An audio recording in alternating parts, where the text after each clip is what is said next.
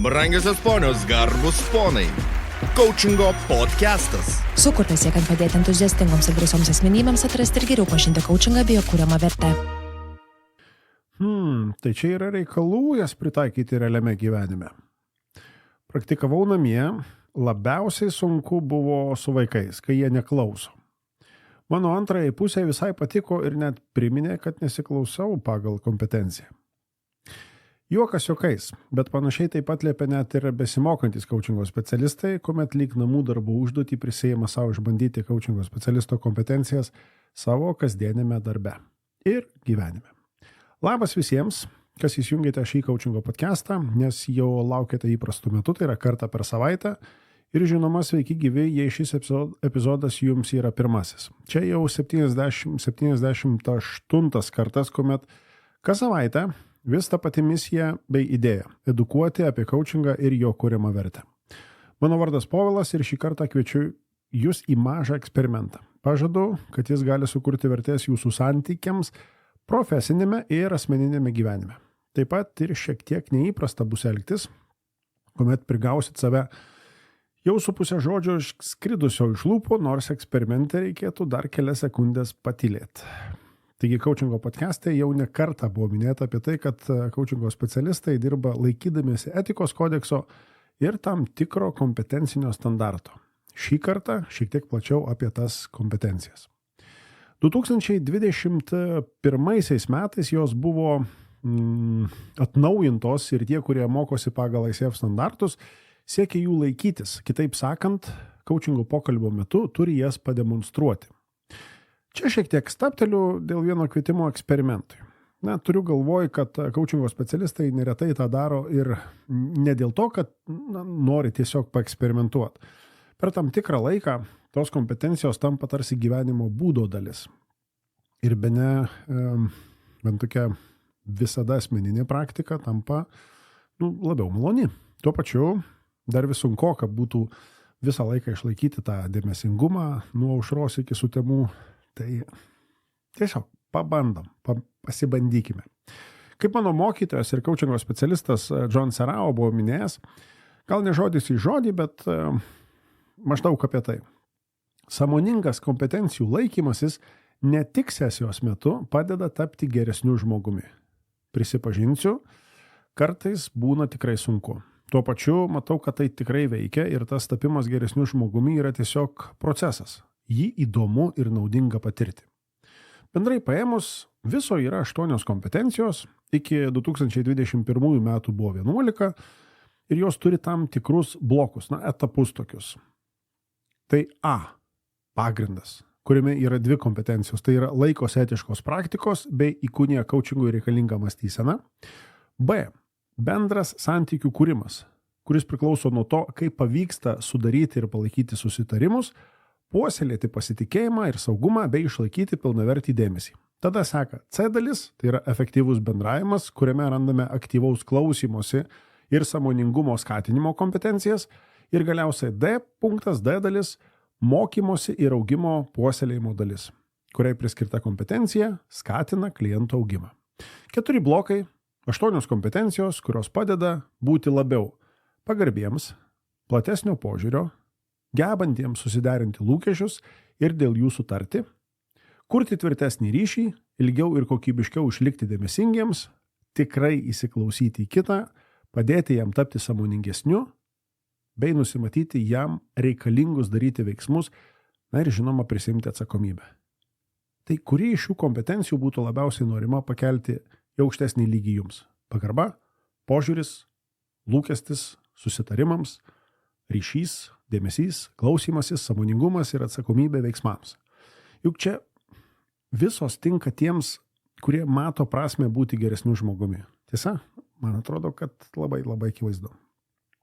Tai pamėginkime pažiūrėti į jas šiek tiek plačiau, išsamiau. Kiekviena iš kompetencijų dar turi keletą tokių patikslinamųjų punktų ir žinoma aišku apibrėžimą. Egzaminui, kada reikalinga jau paskui po mokslų laikytis egzaminą, tai egzaminui besiruošiantis coachingo specialistas privalo jas visas pademonstruoti coachingo sesijos metu. Ir tą sesiją, atitinkamai audio įrašą bei pokalbio transkripciją vertina. Tikrina, ar kompetencija pademonstruota konkrečių veiksmų.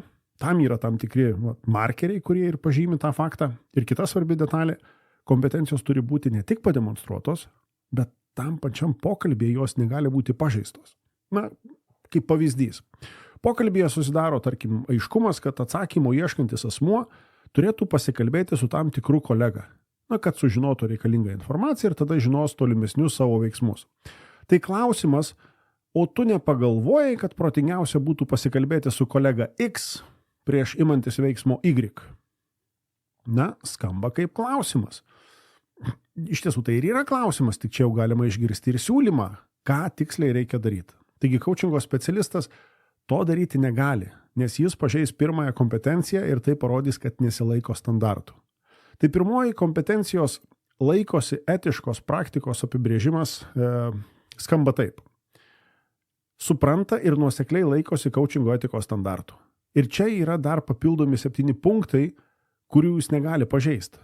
Minėtų pavyzdžių, jis, kabutėse rodau, paslėps tą pasiūlymą klausime ir bus pažeistas šios kompetencijos 6 punktas. Tai yra išlaiko skirtumus tarp coachingo, konsultavimo, psichoterapijos ir kitų palaikomųjų profesijų. Tai visų tų punktų nevardinsiu, tik kelis gal paminėsiu, kartu su kvietimu eksperimentų išbandyti praktikoje. Kviečiu tą padaryti. Tikrai patiks kai kurie dalykai, aišku, kai kurie bus nelabai patogus. Štai dar yra kitas toksai punktas, šios kompetencijos atskiras. Jis skamba taip.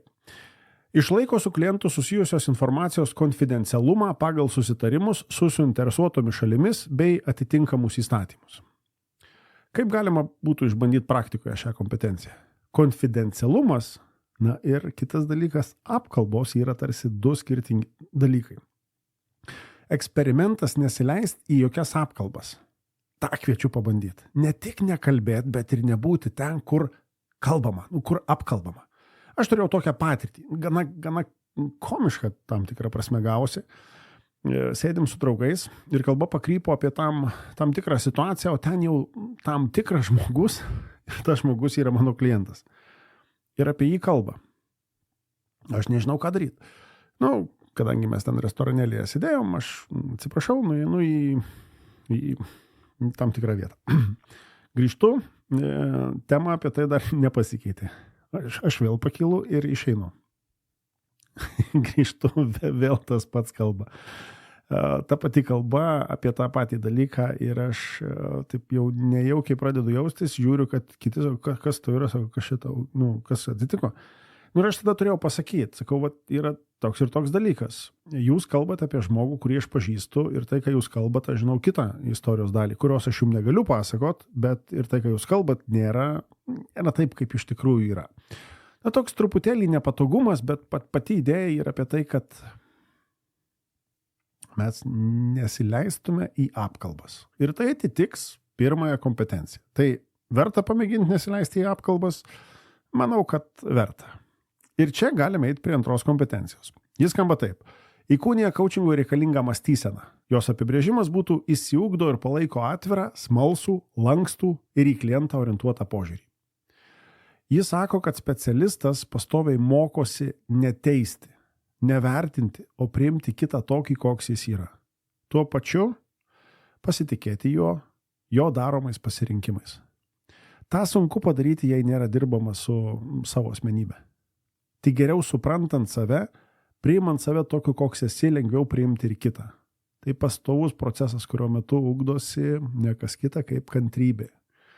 Neseniai prašiau nukelti vieną coachingo sesiją, taip jau atsitiko, nes mačiau, kad nespėsiu pasiekti ofisą, o būti neužtikrintam, kad turėsiu galbūt netinkamą ryšį, tiesiog negalėjau. Tuo pačiu man visada reikia apie 10 minučių, tai visą laiką pasiskiriu, kad galėčiau ramiai pasibūti vienas tyloje, prisiminti, ką su klientu kalbėjomės paskutinį kartą.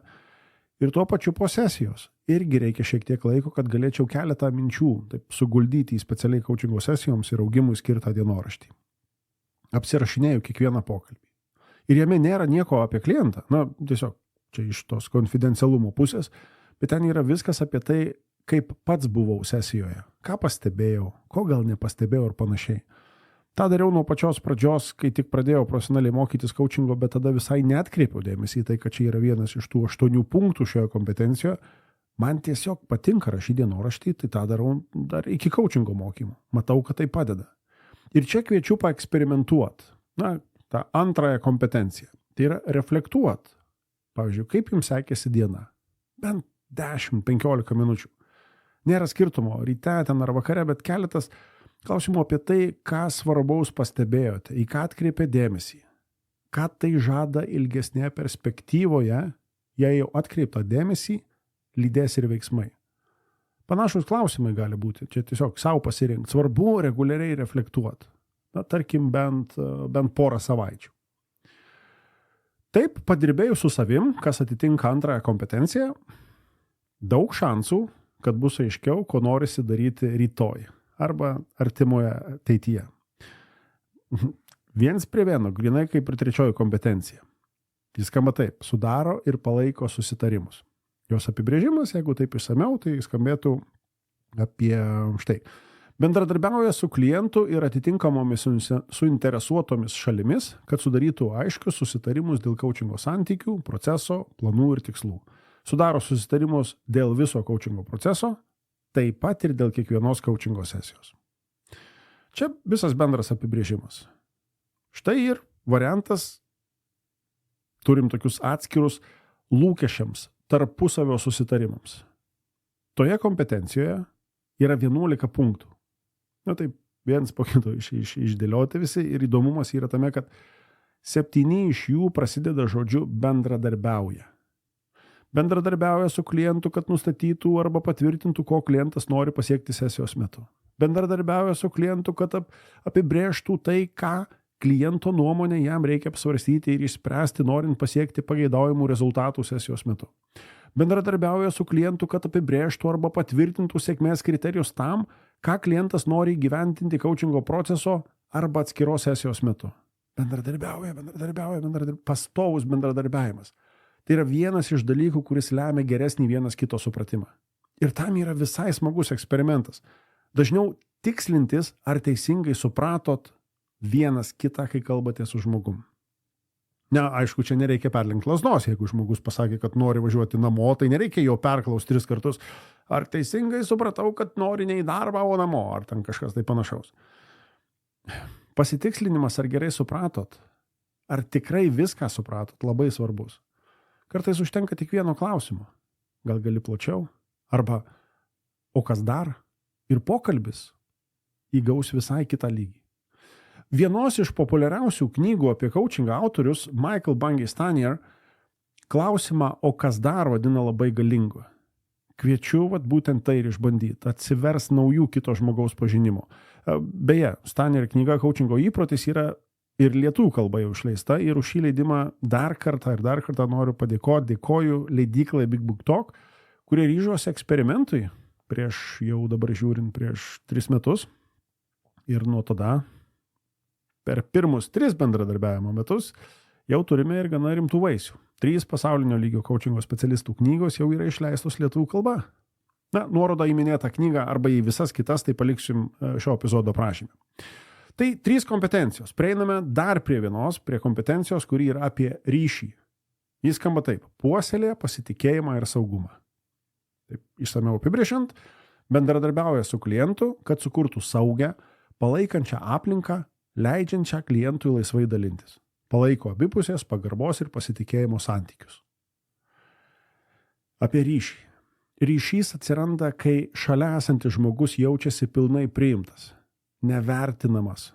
Coachingo specialistai to mokosi.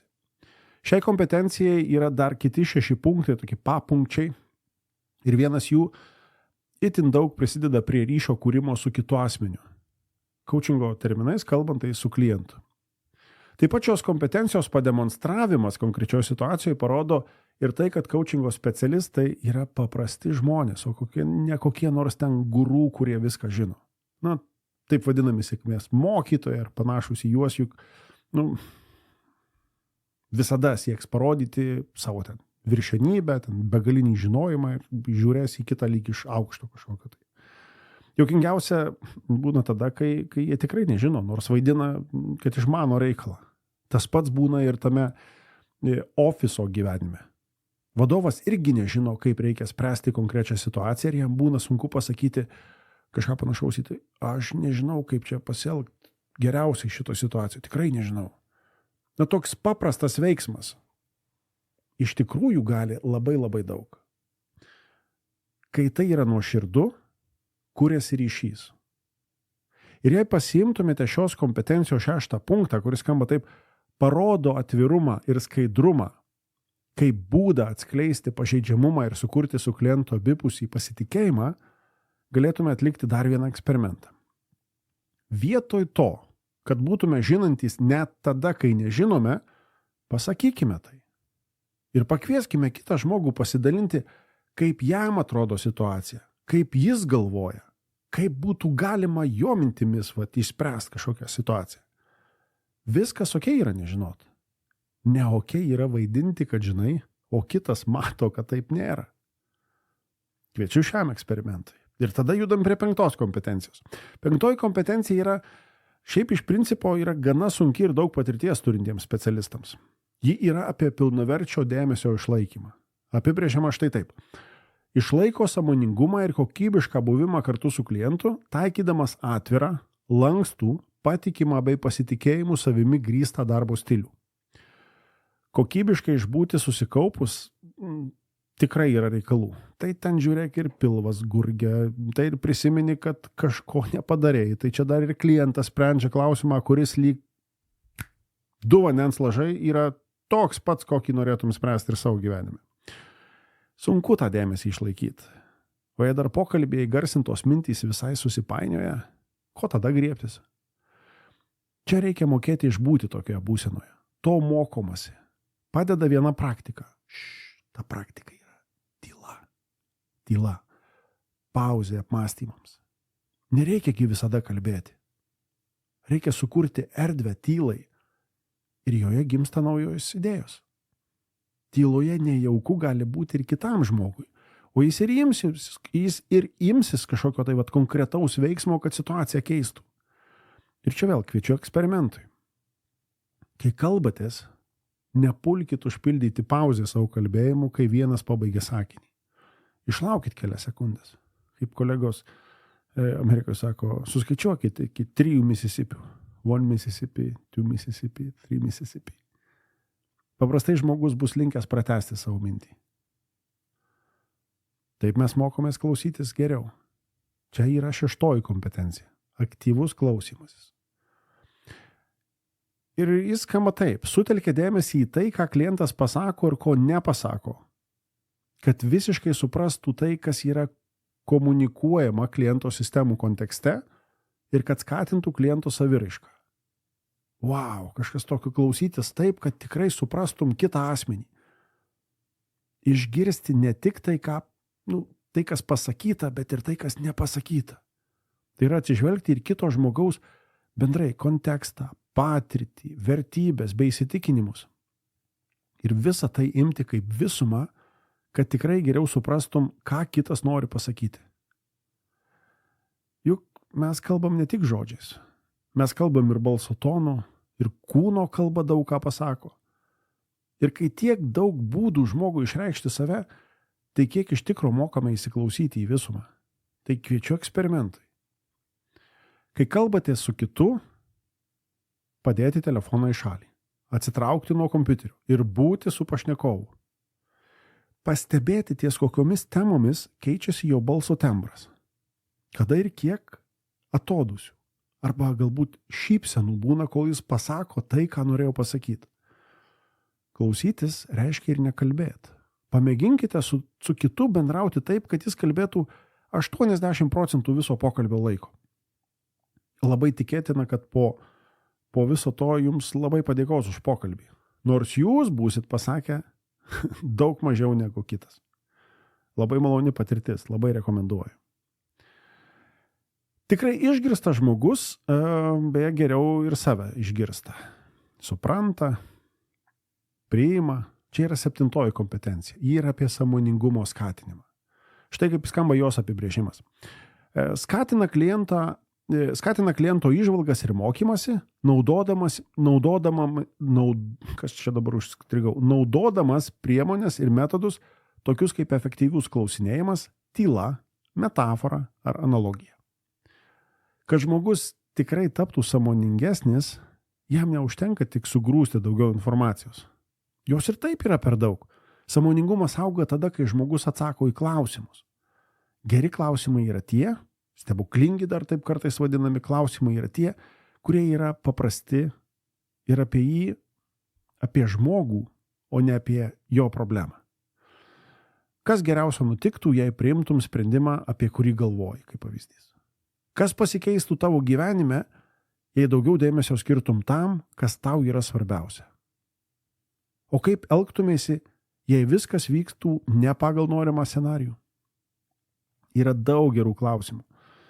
Geriausiai yra tie, į kuriuos ir pats klausantysis yra atsakęs savo. Nėra ko žmogaus klausti apie jo vertybės gyvenime, jei jos nėra išgrynintos ir savo pačiam. Sąmoningumas yra tai, kas lemia žmogaus sprendimus. Ir kartais taip jau būna, kad žmogus juos daro nesuprasdamas, kodėl pasirenka būtent taip. Tam labai daug pasitarnauja domėjimasis apie tai, kaip kitas asmuo mąsto, kokios jo yra vertybės, kokie tikrieji poreikiai, kokie įsitikinimai. Taip lengviau pamatyti daugiau galimybių ir platesnį vaizdą. Ir tam yra mini eksperimentas. Pagalvoti apie savo asmeninės vertybės ir pastebėti, kas tiksliai yra dėl jų padaroma diena iš dienos. Kviečiu pagalvoti apie metaforas, kurios geriausiai apibūdintų jūsų esamą situaciją. Tarkim, grįžtat vakariai į namus ir įvardinat, jaučiuosi lyg kalnus pastūmiau. Metafora. Ką iš tikro tai reiškia? Tai labai vertinga perkalbėti tiek su namiškiais, tiek su kolegomis darbe. Padės pamatyti daugiau perspektyvų. Na ir galiausiai, po 7-osios, 8-oji, liko paskutinė kompetencija. Skatina kliento augimą. Apibrėžimas. Bendradarbiauja su klientu, kad paverstų mokymąsi ir įžvalgą veiksmais. Skatina kliento savarankiškumą coachingo procese. Na, taip jau yra. Kiekvienas pokalbis turi pradžią ir turi pabaigą. Kiekvienas pokalbis norisi, kad būtų naudingas, tik ne visada tą vienodai matome. Ir tada jau būname tokie nepatenkinti kartais dėl skirtingai matomų veiksmų arba ten nesidžiaugiame galiausiai rezultatais. Juk čia irgi galima viską apsitart. Planuoti veiksmus yra gerai. Aptarti, kokius galimus rezultatus tie veiksmai sukurs, juk dar geriau. Kaip ir sako, kai kurie punktai šioje kompetencijoje pagal numatomus veiksmus padeda klientui identifikuoti galimus rezultatus ar įžvalgas. Pagal numatomus veiksmus padeda klientui identifikuoti galimus rezultatus ar įžvalgas. Wow, kviečiu eksperimentui, paskutiniam eksperimentui, pagalvoti išsamiau apie būsimus veiksmus. Ką jie padės pasiekti, kokios kliūtys gali atsirasti kelyje, kokios pagalbos gali prireikti. Na tada ir vaizdas šios kelionės bus daug aiškesnis. Na, žinoma, metaforiškai kalbant. Šitos pusės žiūrint, tai metaforiškai pasivaikščiojom po coachingo specialisto kompetencijas. Ir čia yra tik keletas iš tų punktų, kuriuos paminėjau. Jie visi tuose paslėpti 8 kompetencijos. Tų punktų yra 63. Visų čia neaptariau, nes tikrai užtruktų ilgiau laiko. Išsamiai jie visi mokomi ir patiriami coachingo specialistų ruošimo mokykloje. Tad jeigu norėsis pasidomėti labiau, šio epizodo aprašyme bus ir nuoroda bei informacija apie artimiausias coachingo mokyklos laidas. Na, ten jau ne vieno epizodo, o šiek tiek daugiau nei metų trukmės kelionė. Tikiuosi, kad vieną kitą mintį iš tų 8 apibūdintų kompetencijų su pavyzdžiais ir su raginimu paeksperimentuoti gal radot savo kaip įžvalgą, kaip šitą aš pabandysiu. Čia aš pasistengsiu dar labiau įsiklausyti, daugiau patylėti, didesnę pauzę padaryti. Suprast tikrai žmogų, o ne galutinį rezultatą kaip problemą ar dar kažką tai panašaus. Kviečiu eksperimentai. Eksperimentuoti ir patirti. Atrodo labai paprasta. Bet kuomet pradedi klaust nevertinamas, kuomet įsiklausai ir tikrai stebi žmogų, na, kartais būna tų situacijų, kad net ir pačiam tampa truputėlį nelabai malonu. Arba kitas pradeda sakyti, o palauk, kažkaip kitaip pradėjo bendrauti. Tai kviečiu šitą dalyką patirti savo, susitikrinti. Ką galiu pažadėti iš to, ką ir pradžioje minėjau, kad bus momentų, kuomet rasis tokia nejaukumo situacija. Bet lygiai taip pat bus momentų, kuomet grįž padėka iš kito žmogaus, kuris pasakys, buvo malonu su tavim pasikalbėti. Nors didžiąją laiko dalį kalbės tas žmogus. Ir per tai, kol jisai kalba, kartais tai gali užtrukti tas pirmas pokalbis, antras pokalbis. Bet kiek sutaupys laiko geresnis to žmogaus pažinimas. Visada tai būna. tą ir linkiu padaryti. Tuo tarpu, čia jau pabaiga, Coachingo podcastas lauks jūsų dėmesio ir po savaitės. Na ir jei neprenumeruojate dar šio podcasto, labai prašau tai padaryti. Mums tai bus įvertinimas ir tuo pačiu lengviau kurti tai, ką darome kartu su jumis. Mes tuo pačiu kiekvieną savaitę sekame, analizuojame, kas jums įdomu ir jums svarbių temų planuosimės daugiau. Dėl to mums jūsų palaikymas irgi labai yra reikalingas. Tad didelis prašymas jums, pasidalinkite šio ar bet kurio kito vertingo podcasto epizodų, kurį perklausėte, kurį klausotės savo soctinkle, galbūt net įvardinti, kas jums buvo naudinga, ką išgirdot, ką norit galbūt išbandyti ir galbūt net pakviest kažką bandyti kartu, kaip pavyzdys dabar coachingo kompetencijas. Mums tai bus didelė paskata kurti toliau. Na, o kaip visada, jei turite klausimų, idėjų, pasiūlymų ateities temoms, parašykite mums į podcast@coaching.lt. Palaikykime ryšį soctinkluose bei stabtelkime pasilabinti arba apsikabinti gyvose renginiuose. Mes apie savosius rašome puslapyje coaching.lt. Tuo tarpu sakau ačiū dar kartelį, kad klausėtės, kad būnat su mumis ir sakau iki kito karto. Coachingo podcastas.